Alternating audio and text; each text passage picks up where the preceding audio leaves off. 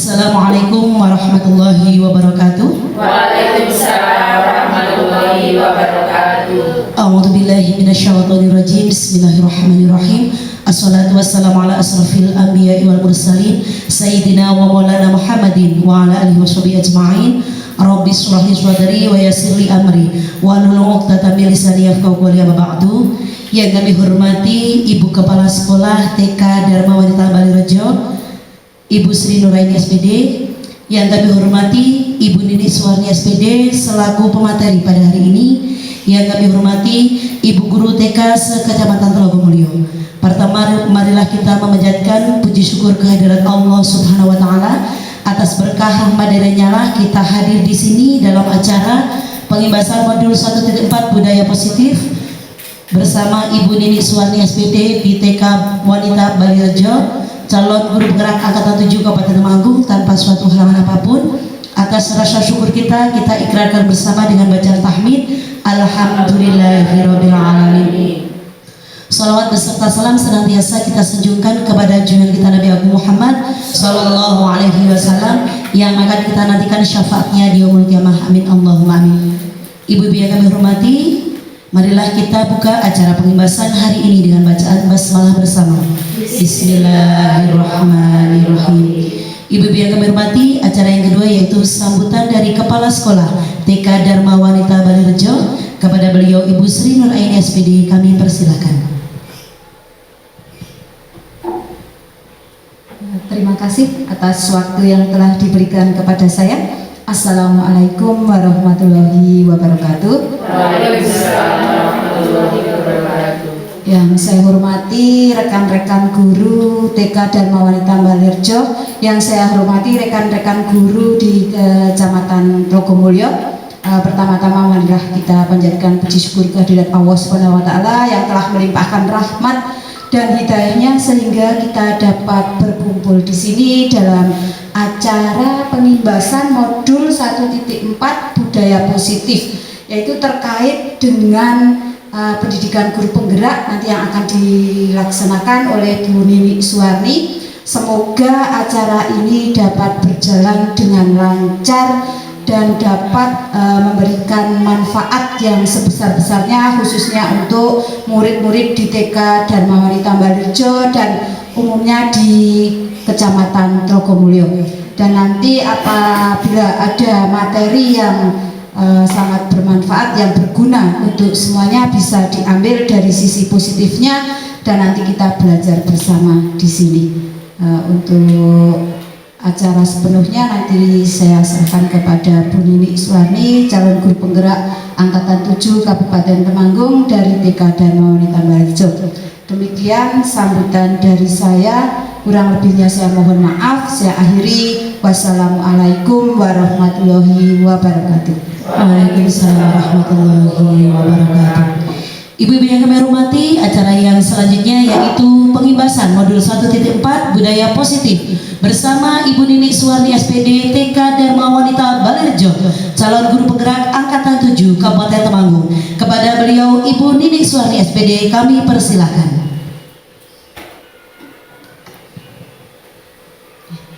Bismillahirrahmanirrahim. Assalamualaikum warahmatullahi wabarakatuh. Waalaikumsalam warahmatullahi wabarakatuh.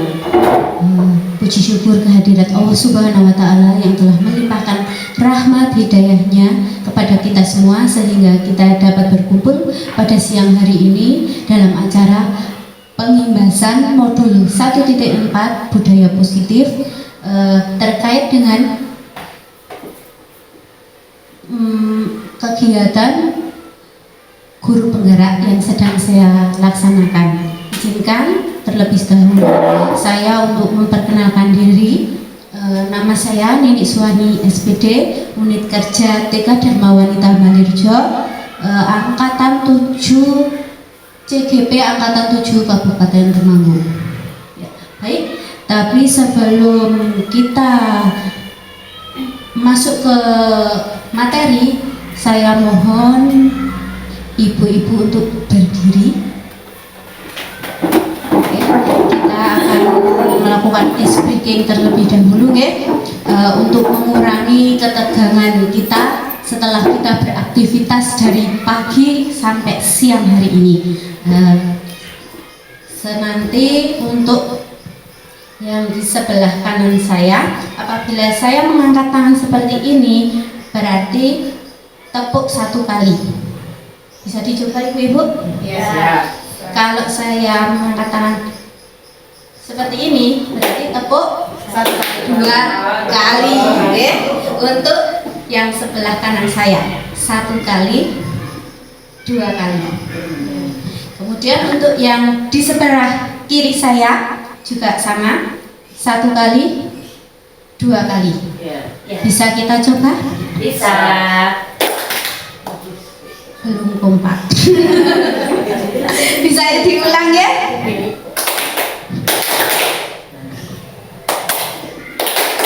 Oke, kita coba.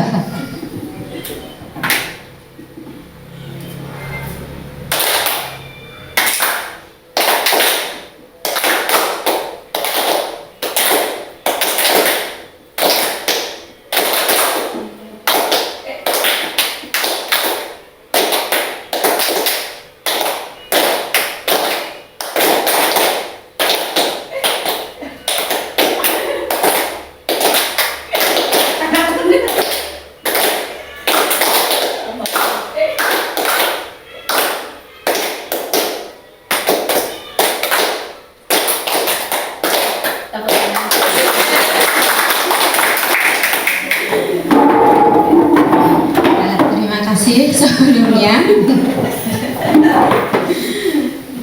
Selanjutnya kita mulai saja ya ibu-ibu. Ya. Pengimbasan modul 1.4 budaya positif merupakan modul terakhir dari kegiatan guru penggerak dari paket modul 1. Budaya positif. Budaya positif adalah nilai-nilai, keyakinan, dan kebiasaan yang berpihak kepada murid. Perkembangan menjadi pribadi yang kritis, penuh hormat, dan bertanggung jawab. Sebelumnya ibu-ibu sudah ada yang tahu tentang budaya positif ini? Nah, ini yang kita garis bawahi adalah perkembangan menjadi pribadi yang kritis, penuh hormat, bertanggung jawab. Ini dimana anak-anak akan dengan adanya budaya positif ini, anak akan berkembang dengan sesuai dengan karakternya dan bermakna. Pada siang hari ini kita akan belajar bersama tentang konsep budaya positif, yaitu ada perubahan paradigma belajar, disiplin positif, motivasi perilaku manusia, kebutuhan dasar, posisi kontrol restitusi, keyakinan kelas, dan segitiga restitusi. Perubahan paradigma belajar. Guru dipandang sosok yang paling tahu, yang diibaratkan sebagai ceret yang bisa mengisi ilmu ke setiap anak, dan anak diibaratkan sebagai gelas yang kosong. Kalau paradigma belajar kalau dahulu seperti itu, tapi kalau untuk sekarang siswa lebih memperoleh perhatian umum untuk belajar secara aktif. Jadi menurut Ki Hajar Dewantoro, anak itu terlahir bukanlah sebagai kertas yang kosong. Kalau pandangan kita dulu, anak itu terlahir dari kertas yang kosong, ngoten nggih? Terus tergantung bagaimana guru itu menulis atau mencoret. Ternyata menurut Ki Hajar Dewantoro, anak bukan terlahir seperti kertas kosong. Akan tetapi anak sudah mempunyai garis-garis halus yang tersamarkan, sehingga kita sebagai guru hanya menebalkan garis sesuai dengan lakunya. Kita sebagai guru harus bisa mampu memfasilitasi anak. Kita bisa menebalkan garis-garis tersebut sesuai dengan kodrat alam maupun kodrat zaman.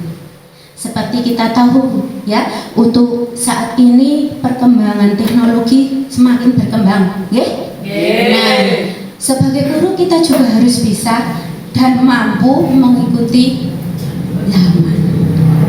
Selanjutnya yaitu disiplin positif. Apa itu disiplin positif? Mungkin ibu-ibu sudah tahu apa itu disiplin positif. Pembiasaan positif. Pembiasaan positif. Terima kasih.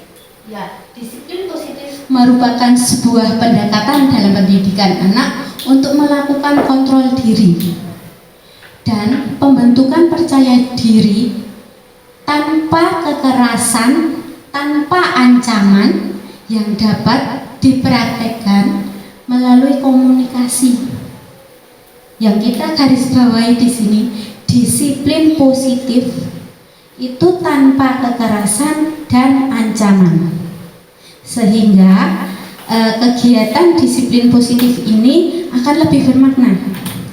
Karena kalau menggunakan kekerasan ataupun ancaman itu sifatnya sementara, sehingga di dalam diri anak tidak ada keyakinan kalau disiplin itu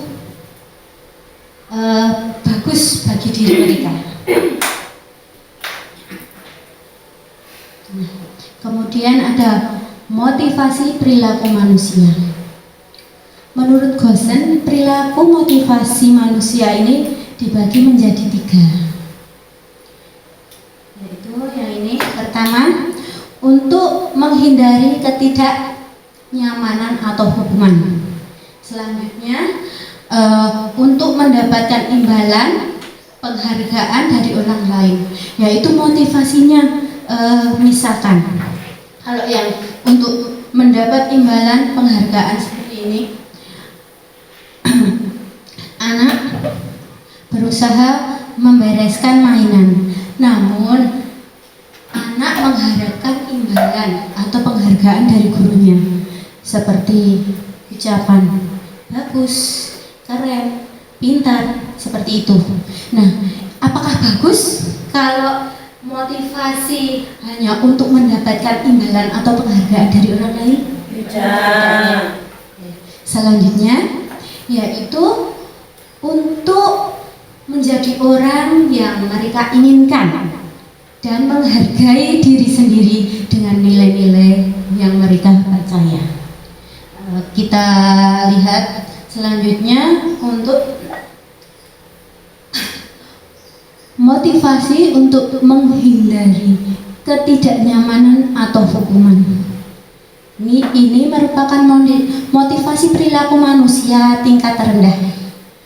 Biasanya kita akan merasa apa yang terjadi ya kalau kita melakukannya.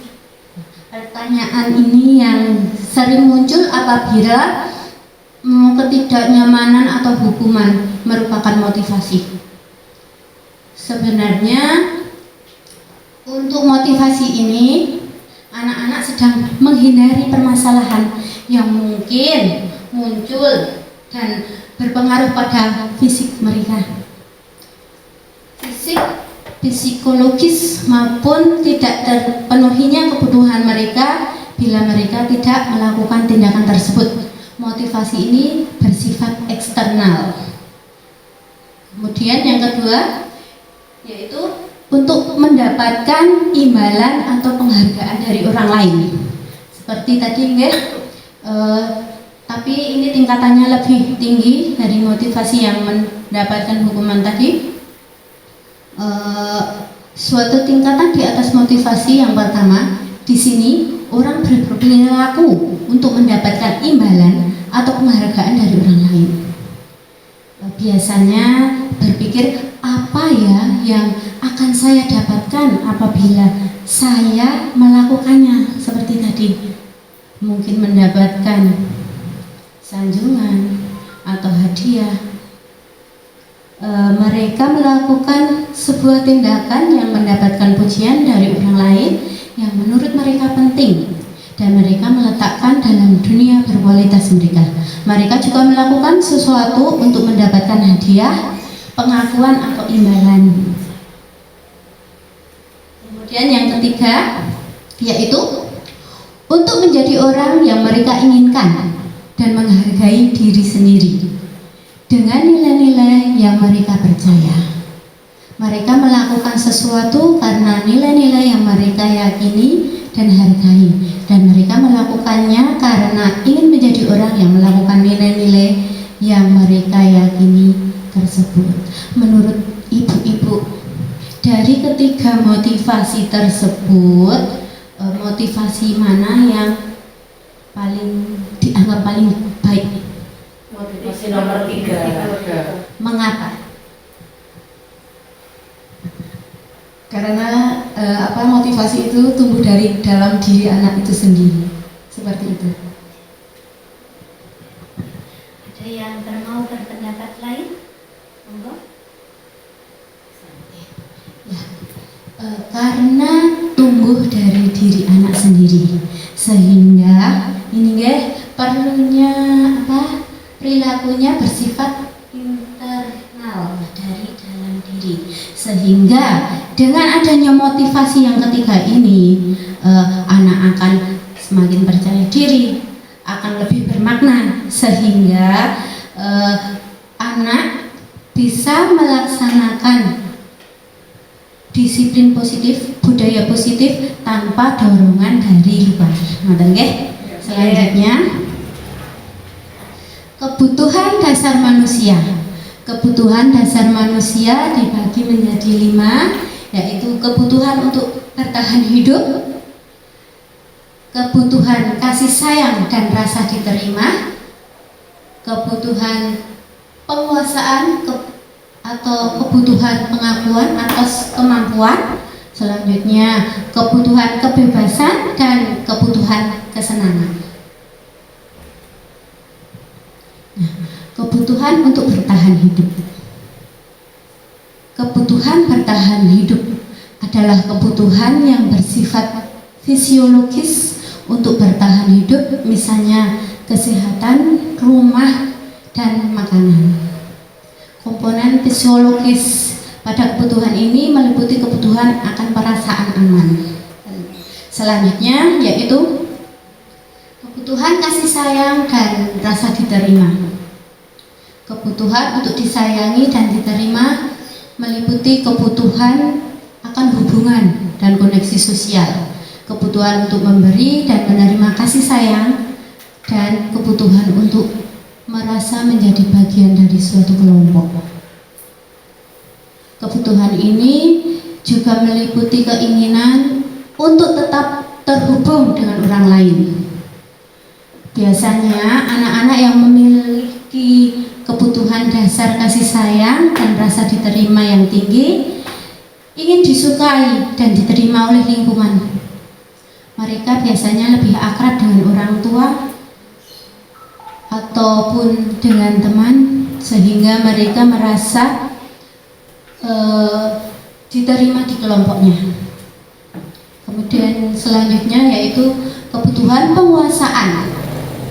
Kebutuhan ini berhubungan dengan kekuatan untuk mencapai sesuatu, menjadi komponen, menjadi terampil, diakui atas prestasi dan keterampilan kita didengarkan. Biasanya untuk anak-anak yang memiliki kebutuhan ini inginnya menjadi pemimpin, suka mengatur teman-temannya, dan mereka suka dengan hal-hal yang baru. Selanjutnya yaitu kebebasan atau kebutuhan akan pilihan. Kebutuhan untuk bebas adalah kebutuhan akan kemandirian otonomi, memiliki pilihan dan mampu mengendalikan arah hidup seseorang. Anak dengan kebutuhan ini kebebasan yang tinggi, menginginkan pilihan, mereka perlu banyak bergerak, suka mencoba-coba. Jadi kalau anak-anak yang senang mencoba-coba itu apa boleh dibatasi? Tidak. Karena merupakan salah satu kebutuhan mereka akan kebebasan. Selanjutnya yaitu kesenangan atau kebutuhan untuk merasa senang. Kebutuhan akan kesenangan adalah kebutuhan untuk mencari kesenangan, bermain dan tertawa. Anak-anak dengan kebutuhan dasar ini kesenangannya yang tinggi, biasanya ingin menikmati apa yang dilakukan. Mereka suka permainan dan suka mengoleksi barang. Terkadang kita melihat anak-anak yang senang menyimpan stiker pembatas. Ada dari murid ibu-ibu. Kadang kita apa ya, tahu gunanya atau tidak ya, anak-anak itu untuk apa? Ternyata ini merupakan kesenangan mereka, merupakan kegiatan yang mereka anggap itu kegiatan bermain yang menyenangkan untuk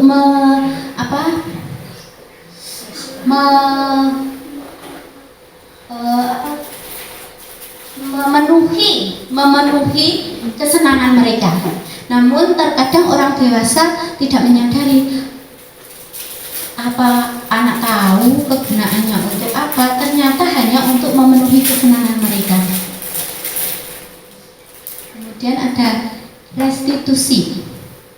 Restitusi adalah proses penciptaan kondisi bagi murid yang memperbaiki kesalahan mereka, sehingga mereka bisa memperbaiki kesalahan dan diterima di kelompok mereka, namun dengan karakter yang lebih kuat. Kita tidak dapat menggunakan ancaman atau kekerasan. Restitusi juga merupakan proses kolaborasi yang mengajarkan murid untuk mencari solusi atas permasalahannya tersebut, sehingga guru tidak harus langsung kamu begini, tapi anak tahu bagaimana cara mengatasi masalah yang mereka atasi sendiri. Untuk selanjutnya yaitu posisi kontrol restitusi, dibagi menjadi 5. Ada posisi penghukum, posisi pembuat merasa bersalah, posisi teman, posisi pemantau, dan posisi manajer. Ya, yang pertama yaitu ada posisi penghukum. Sebagai guru dengan posisi penghukum biasanya berbicara dengan menggunakan nada yang tinggi, menyakiti, menyindir, menghardik, menunjuk-nunjuk, berkacak pinggang, membentak. Hukuman bisa berupa verbal ataupun fisik. Nah, di sini ada ya ibu-ibu yang pernah di posisi penghukum? Iya, pernah. Ya, dampaknya ibu, ternyata bagi murid itu anak cenderung berontak, bahkan menyimpan dendam, tidak menyukai guru maupun mata pelajaran. Terkadang anak mendendam, bu guru galak. Ini yang akan menumbuhkan rasa tidak percaya diri bagi anak, karena sering memposisikan guru sebagai posisi penghukum. Ini kalimat-kalimat yang biasanya digunakan apabila guru menjadi posisi penghukum. Patuhi aturan sambil berkaca pinggang seperti ini. Kira-kira anaknya langsung nurut napa mboten? Ini ya, ini. Nah, yang ini nggih, anak cenderung memberontak. Selanjutnya kalimat yang biasanya digunakan, kamu selalu saja terakhir terus mengerjakan, sambil menunjuk. Ini akibatnya apa? Menyimpan dendam. Selanjutnya yaitu selalu saja kamu yang terakhir. Nah ini juga, ini akan mengurangi rasa percaya dirinya. Kemudian selanjutnya yaitu posisi pembuat merasa bersalah. Kalau untuk posisi ini, guru berbicaranya cenderung lebih lembut, tenang, namun kata-katanya yang menyalahkan murid. Guru akan menyatakan hal-hal yang kesalahan ada pada murid dengan membuat guru menderita. Maksudnya yaitu Bu Guru bicaranya pelan namun menyakitkan hati anak. Dampaknya yaitu membuat murid merasa bersalah sehingga merasa identitasnya gagal. Kemudian rendah diri dan menarik diri dari lingkungan. Jadi anaknya akan merasa minder. Kasihan apa kasihan ibu-ibu? Kasihan. Ini akan menumbuhkan rasa kurang percaya diri pada anak sehingga anak merasa apa-apa yang dikerjakan tidak ada benarnya. Salah terus. Nanti kalau berkelanjutan sampai ke tingkat yang lebih tinggi, tambah kasihan. Nah, biasanya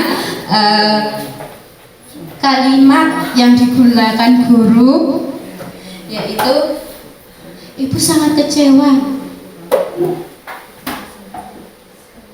Ini gurunya berkata pelan tapi menusuk mak jelek ngoten nggih nek basa Jawane nggih.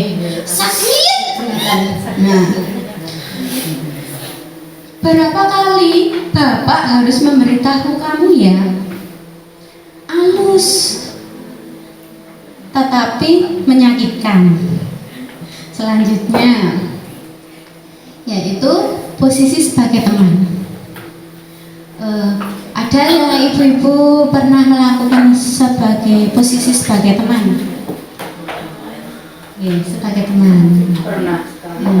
Sekali-kali ya. Ya, kalau ini karena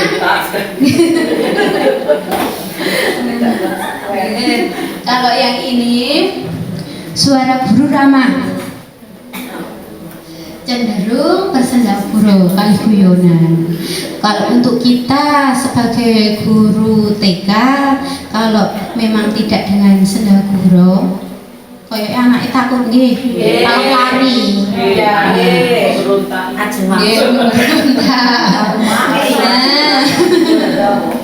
Nah, di sini murid akan merasa aman, senang, nyaman. Identitas yang tercipta adalah identitas sukses dan berhasil. Namun dampaknya bagaimana? Kalau kita selalu memposisikan sebagai teman, nah dampaknya murid akan selalu merasa ketergantungan sehingga anak tidak bisa mandiri, tidak bisa berpikir untuk diri sendiri. Nopo-nopo aja kali Bu Guru mawon. Nah, dampaknya seperti itu.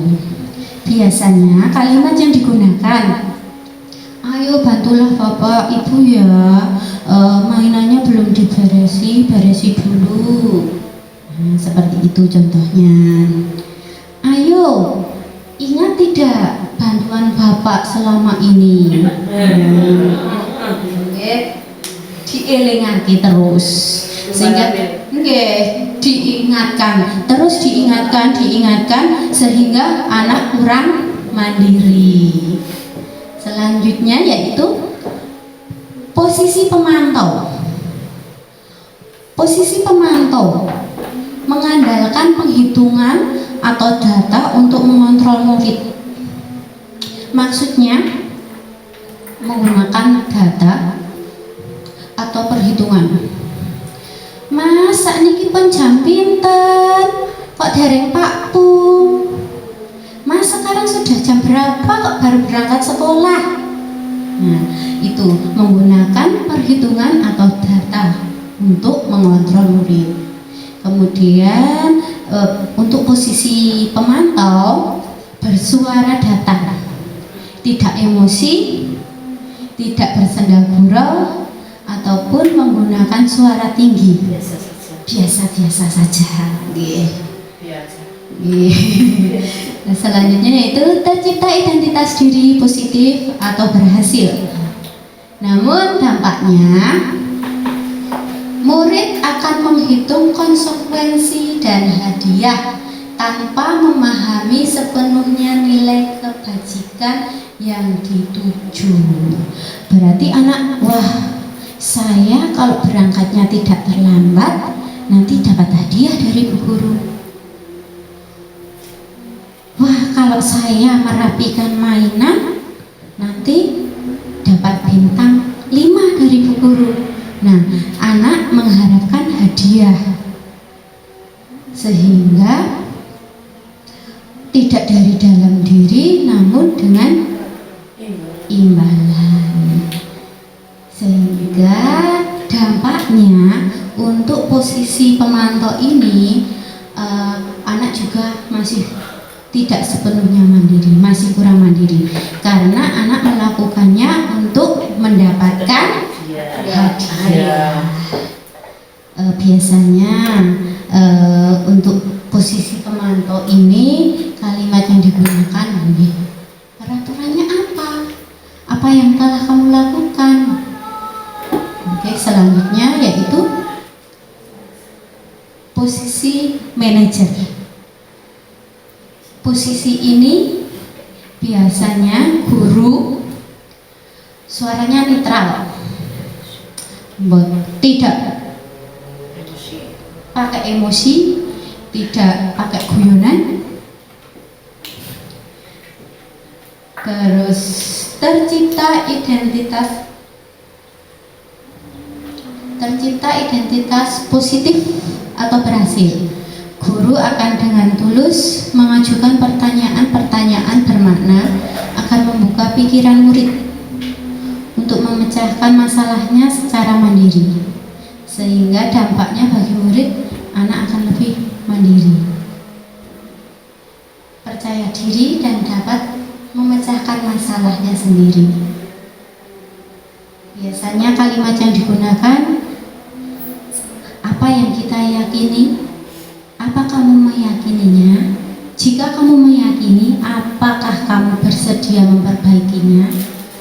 Apakah rencana kamu untuk memperbaiki hal ini? Menurut ibu-ibu, dari kelima posisi ini, yang paling baik yang mana? Ibu-ibu pernah melakukan posisi sebagai posisi manajer? Belum. Ya, baru belajar. Ini. Bapak, nanti kita belajar bersama-sama. Ya. Selanjutnya yaitu keyakinan kelas, merupakan salah satu budaya positif dengan melakukan keyakinan kelas. Ibu-ibu sudah melakukan keyakinan kelas semuanya? Sudah, beberapa sudah. Keyakinan kelas yaitu diterapkan sebagai salah satu cara dalam membangun budaya positif. Keyakinan kelas harus berpihak pada murid dan dirumuskan bersama murid untuk membangun kemandirian mereka. Ibu-ibu sampun membuat keyakinan kelas? Sudah melibatkan anak juga? Enggak. Baik, kedepannya semoga tetap berjalan secara terus menerus ya. Mengapa keyakinan kelas? Mengapa tidak peraturan kelas saja? Mengapa kita memiliki peraturan tentang penggunaan helm pada saat mengendarai kendaraan roda 2 atau motor? Kenapa ibu-ibu?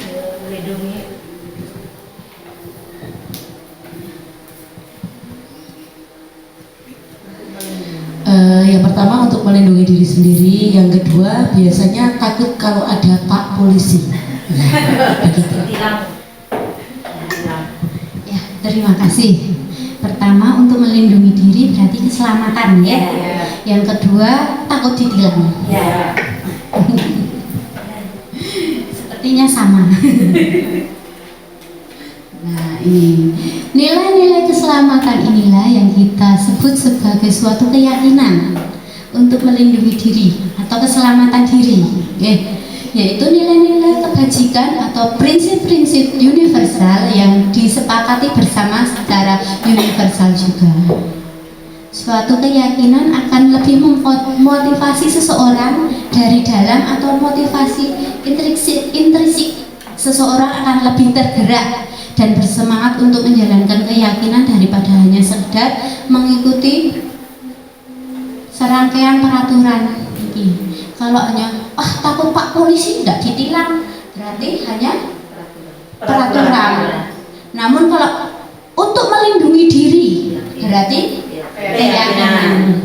Yakin, kalau kita keluar memakai helm sebaiknya keluar pakai motor kita menggunakan helm untuk keselamatan diri kita, bukan semata-mata untuk peraturan polisi takut ketilang.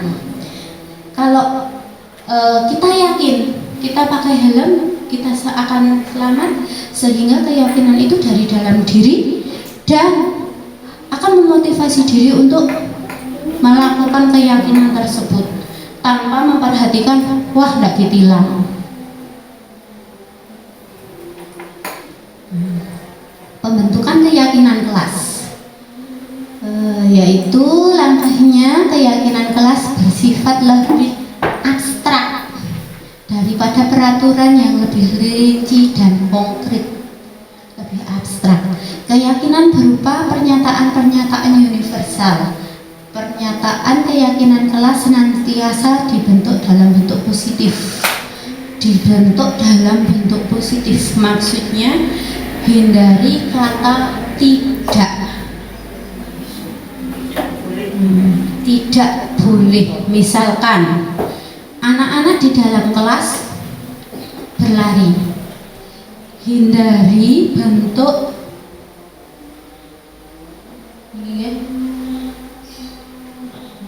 kalimat yang tidak boleh anak berjalan di dalam kelas, bukan anak tidak boleh berlari. Anak tidak boleh nakal. Berarti anak tidak boleh nakal. Anak tidak boleh berkelahi. Berarti apa?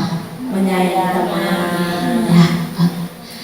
Anak saling menyayangi teman. Lebih bagus seperti itu, nggih. Hindari kata tidak boleh. Kemudian tidak boleh mendorong teman, tidak boleh dorong-dorongan. Berarti anak harus antri.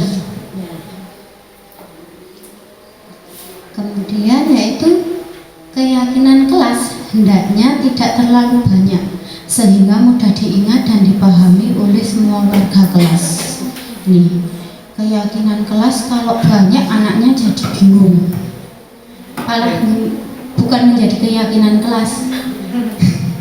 Selanjutnya yaitu keyakinan kelas sebaiknya sesuatu yang dapat diterapkan di lingkungan tersebut.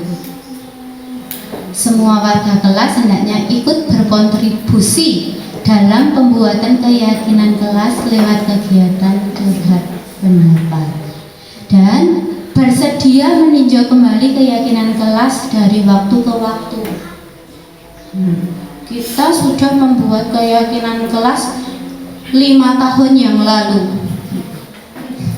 Sebaiknya kita tinjau kembali ya, apakah keyakinan kelas itu masih bisa digunakan atau tidak. Ini praktek yang saya laksanakan di sekolah tentang pembuatan keyakinan kelas dengan melibatkan anak-anak, dan kita buat sesuai dengan karakter anak.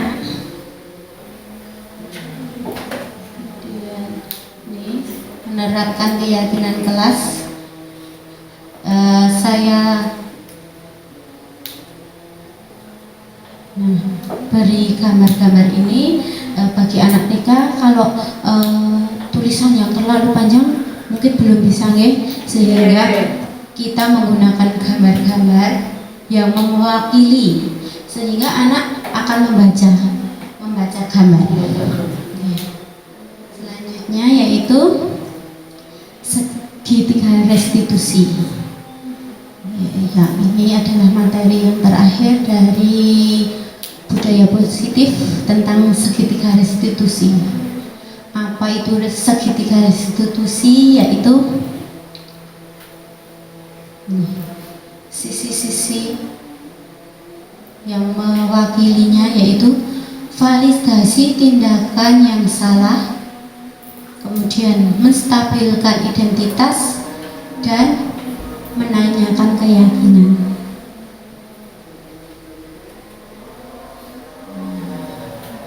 Menstabilkan identitas ini merupakan bagian dari segitiga restitusi yang bertujuan untuk mengubah identitas anak dari anak yang merasa gagal karena melakukan kesalahan sehingga menjadi anak yang lebih sukses. Anak yang melanggar peraturan karena sedang mencari perhatian adalah anak yang sedang mengalami kegagalan. Terkadang anak yang ada yang tidak mau masuk kelas, malah mainan dulu. Itu sebaiknya kita bagaimana ya Ibu?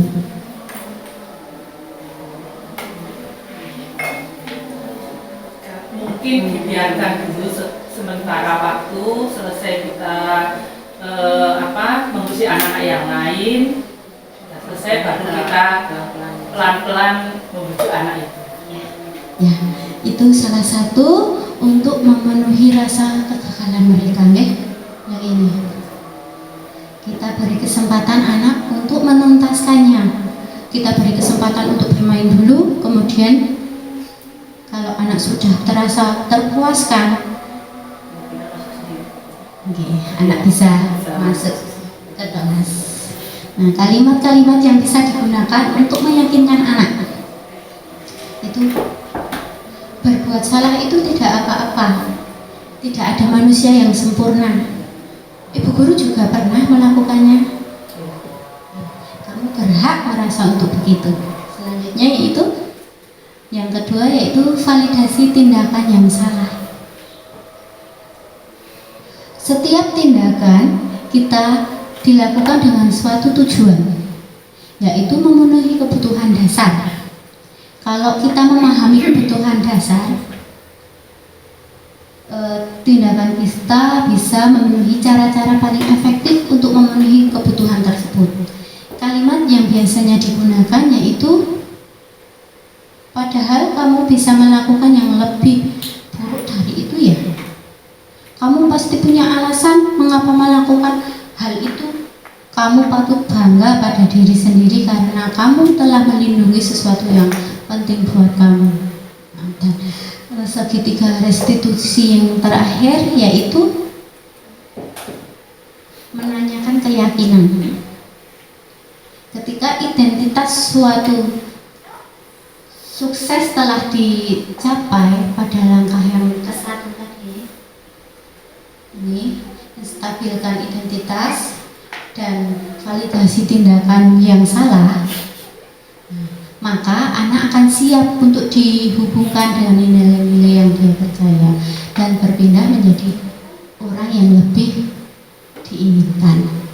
Pernyataan yang biasanya bisa menghubungkan untuk keyakinan anak dalam keyakinan kelas atau keluarga, yaitu apa yang kita percaya sebagai kelas atau keluarga, apa nilai-nilai umum yang kita telah sepakati, apa bayangan kita tentang kelas yang ideal, dan kamu mau jadi orang yang seperti apa.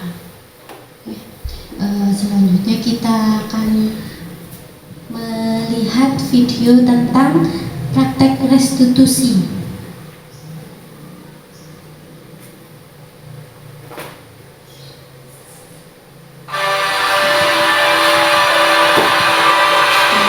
Menurut kasusnya ketika bermain di dalam kelas, terlihat Yara yang asik bermain, kemudian meninggalkan malah bermain boneka.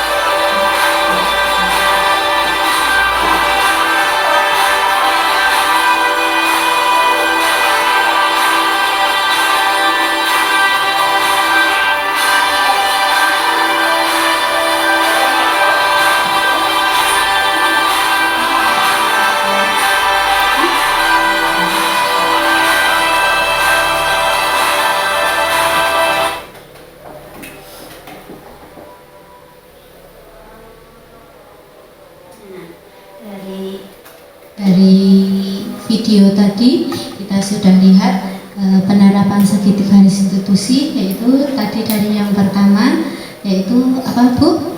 Stabilkan identitas. Nah, kita stabilkan dulu identitas anak agar anak tidak merasa gagal. Selanjutnya yaitu validasi tindakan yang salah, menanyakan kembali kesalahan yang telah dibuat, anak nanti akan tahu, oh tindakan saya itu ternyata salah. Dan yang ketiga yaitu yang terakhir, menanyakan keyakinan. Karena kita sudah membuat keyakinan bersama dengan anak, kita menawarkan kepada anak dan anak sudah meyakini keyakinan tersebut.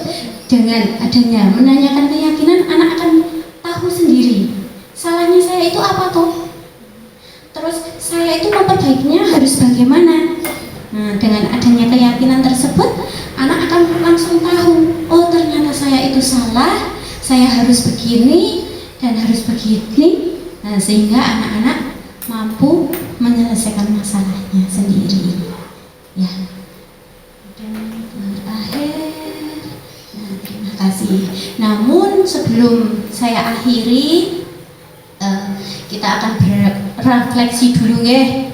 Nanti bisa 1 atau 2 orang untuk berefleksi tentang kegiatan siang kita hari ini, tentang budaya positif. Monggo saya persilahkan untuk berefleksi bersama 1 atau 2 orang.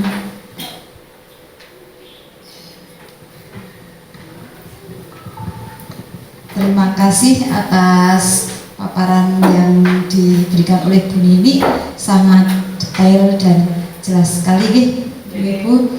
Untuk refleksi kita hari ini adalah sangat luar biasa. Kita yang pernah membuat keyakinan kelas, nanti kita belajar bersama-sama untuk caranya bagaimana agar itu menjadi keyakinan kelas, bukan kesepakatan atau peraturan kelas ya. Nanti ada langkah-langkahnya juga, nanti bisa bertanya lebih detail ke Bu Nini. Semoga ke depan anak-anak bisa menjadi senang dan nyaman untuk sekolah di TK di seluruh kecamatan Trogomulyo. Terima kasih, ini dari saya mewakili teman-teman. Menyenangkan ya kegiatan hari ini ya, karena banyak ilmu. Terima kasih.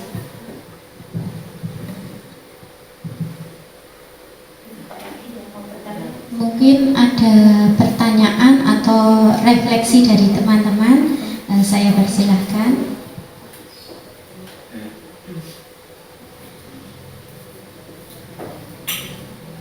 Assalamualaikum. Assalamualaikum warahmatullahi wabarakatuh. Waalaikumsalam. Mbak Nini, ini ada pertanyaan, yaitu bagaimana cara menumbuhkan keyakinan dalam diri anak. Misalnya anak itu selalu berantakan setelah makan atau setelah bermain. Mungkin itu pertanyaan dari saya. Wassalamualaikum warahmatullahi wabarakatuh. Waalaikumsalam warahmatullahi wabarakatuh. Ya, terima kasih sekali atas pertanyaannya, yaitu bagaimana menumbuhkan keyakinan pada diri anak yang biasanya makan berantakan, tidak membereskan mainan seperti itu ya. Mungkin ada ibu-ibu yang mau membantu menjawab atau punya pendapat.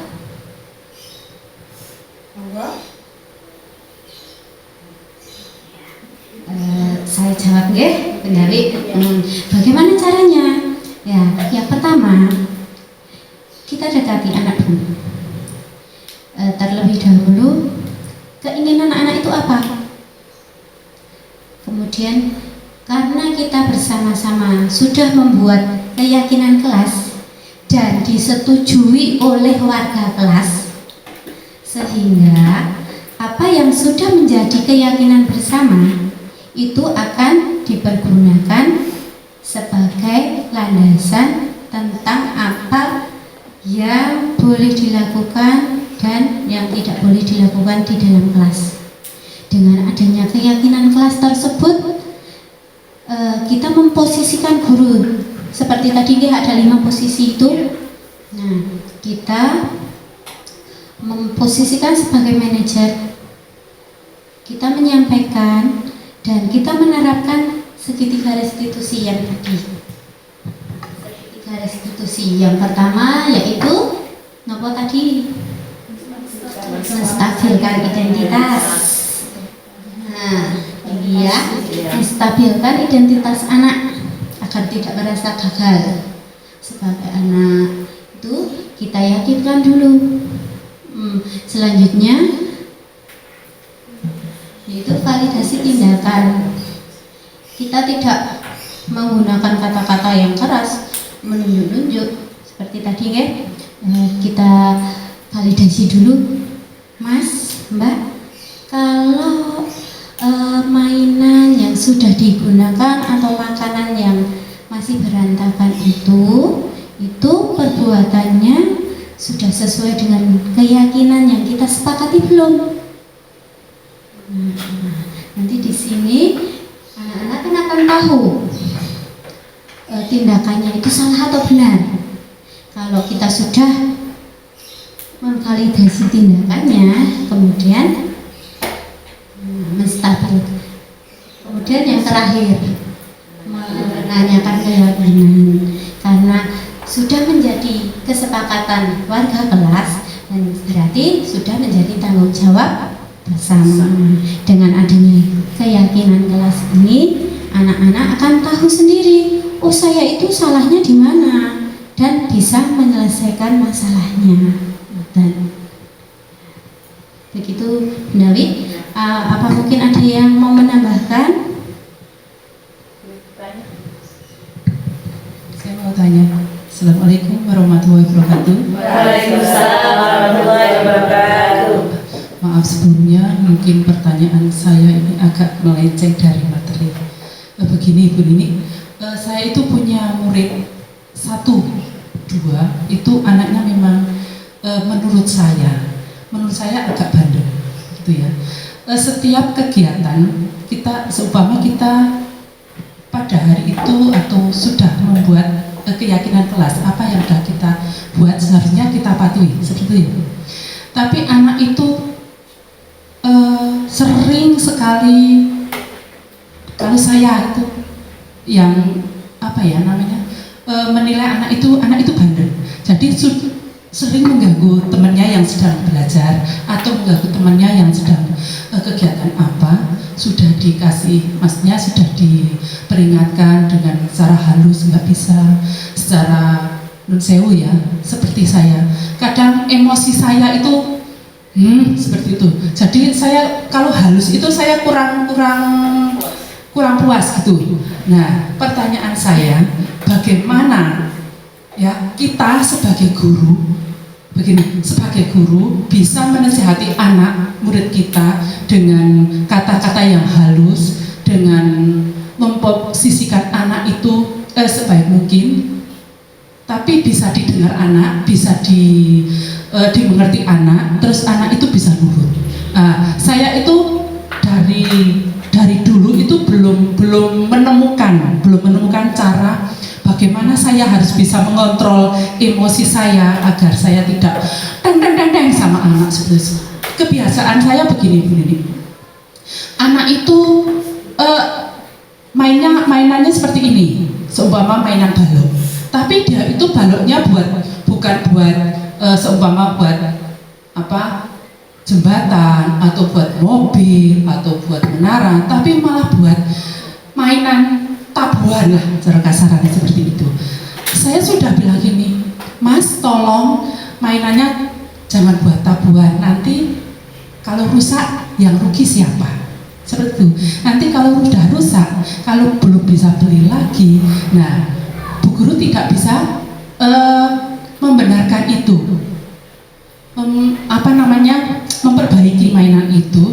Terus kita besok kalau mau mainan membuat jembatan atau membuat bangunan, itu kurang mainannya, kurang baloknya, terus kita mau pakai apa? Itu tidak didengar. Sekali dua kali saya jadi emosi sendiri begitu. Nah, yang saya tanyakan, bagaimana saya bisa mengontrol emosi saya dan anak itu bisa mengerti kalau saya tidak pakai bahasa yang keras seperti itu. Terima kasih Bu Nini. Pertanyaan saya mungkin melenceng dari materi yang Bu Nini sampaikan. Maaf sekali lagi. Saya cuman sedikit minta gambaran atau solusi seperti itu. Terima kasih.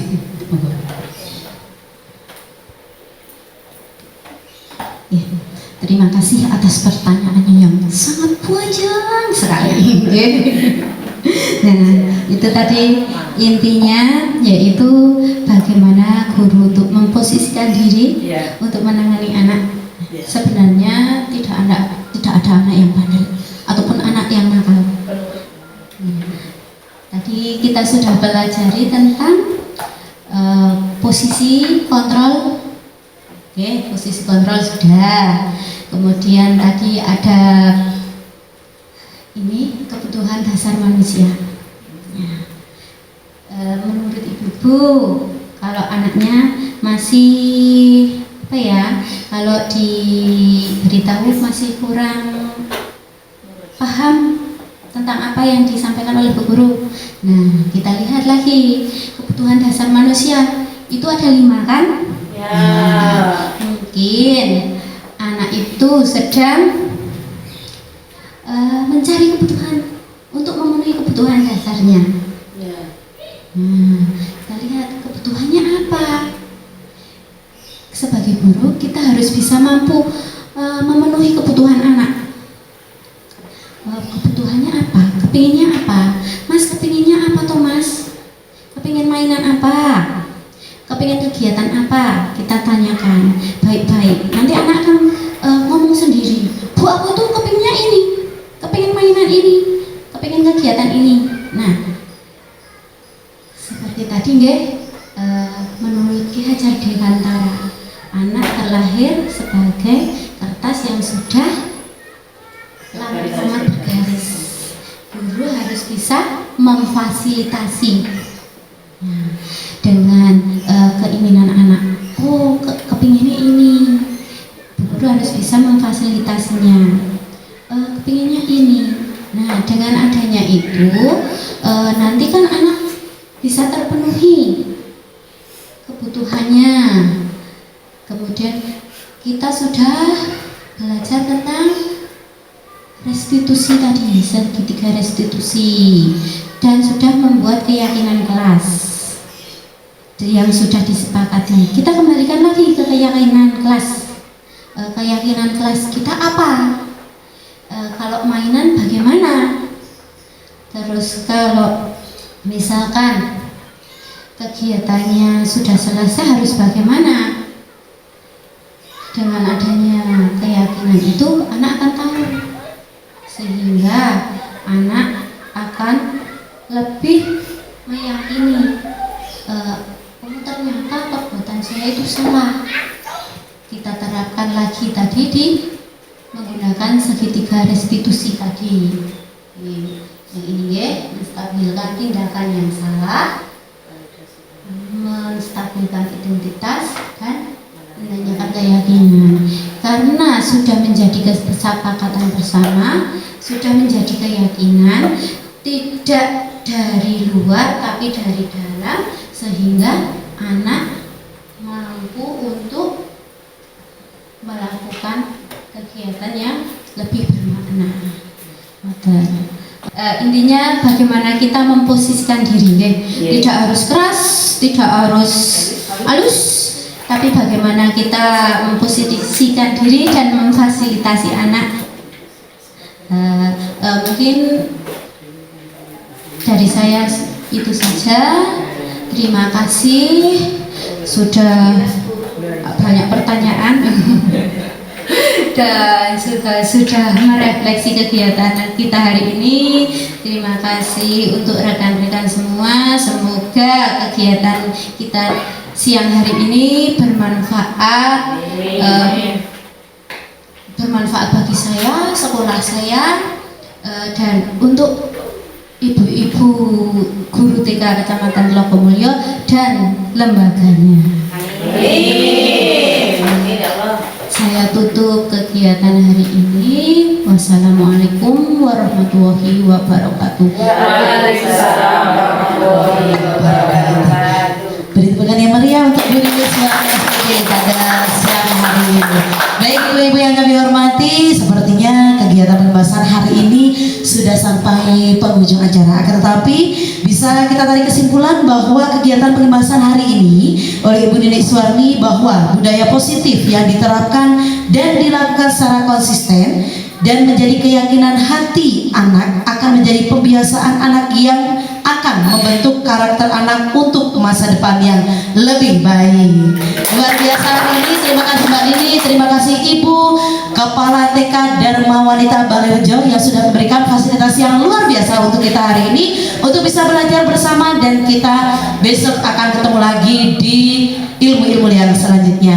Marilah kita tutup bersama dengan bacaan hamdalah. Alhamdulillahirabbil alamin. Terima kasih atas kehadiran ibu-ibu semuanya. Semoga ilmu yang hari ini kita dapatkan bermanfaat untuk kita semuanya dan menjadi catatan amalan untuk kita semuanya. Saya akhiri, wallahu muwaffiq ila aqwamit thoriq. Wassalamualaikum warahmatullahi wabarakatuh. Waalaikumsalam warahmatullahi wabarakatuh.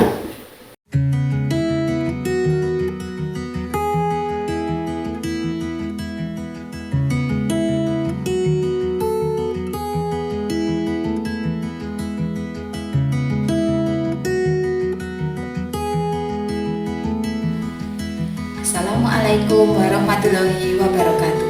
Perkenalkan, nama saya Sri Nur Aini SPD, Kepala Sekolah TK Dharma Wanita Balirjo. Saya akan memberikan umpan balik terkait pengimbasan Bu Nini, yaitu budaya positif yang dilakukan kepada guru di TK Dharma Wanita Balirjo dan rekan guru sekecamatan Trogomulyo. Ini sangat berdampak bagi murid, terutama dalam hal budaya positif baik di kelompok A maupun kelompok B, dan berdampak juga kepada rekan guru, yaitu rekan guru untuk melakukan hal yang sama agar murid merasa senang, nyaman dalam melakukan kegiatan pembelajaran. Semoga Bu Nini dalam melakukan pendidikan guru penggerak ini terus tetap semangat dan melakukan hal-hal baik atau praktik-praktik baik yang akan dituangkan dalam aksi nyatanya sehingga berdampak kepada murid dan terlebih lagi berdampak kepada sekolah TK Dharma Wanita Balirjo. Demikian, saya sangat mengapresiasi sekali, semoga bermanfaat. Wassalamualaikum warahmatullahi wabarakatuh.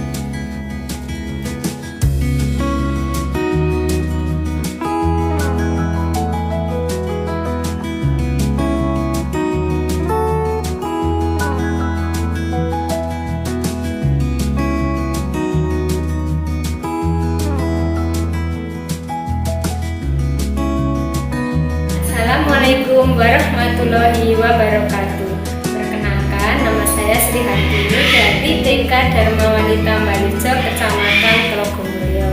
Setelah mengikuti pengimbasan budaya positif yang disampaikan oleh Bu Nini, saya menjadi paham tentang budaya positif, cara membuat keyakinan kelas dan cara menangani anak. Kedepannya saya akan menerapkannya, dan saya sangat mengucapkan terima kasih kepada Bu Nini, semoga dapat mengikuti pendidikan guru penggerak. Demikian yang saya sampaikan. Wassalamualaikum warahmatullahi wabarakatuh. Assalamualaikum warahmatullahi wabarakatuh. Saya Aprilia Tiaswardiani dari TK Dharma Wanita Lestari. Setelah saya mengikuti pengimbasan tentang budaya positif yang disampaikan oleh Bu Nini, saya menjadi semakin paham tentang budaya positif dan bagaimana membuat keyakinan kelas, dan untuk kedepannya saya akan melaksanakan di lembaga saya. Terima kasih. Wassalamualaikum warahmatullahi wabarakatuh. Assalamualaikum warahmatullahi wabarakatuh. Saya Esti Widayani dari TK Dharma Wanita Langgeng, Kecamatan Trogomulyo, Kabupaten Temanggung.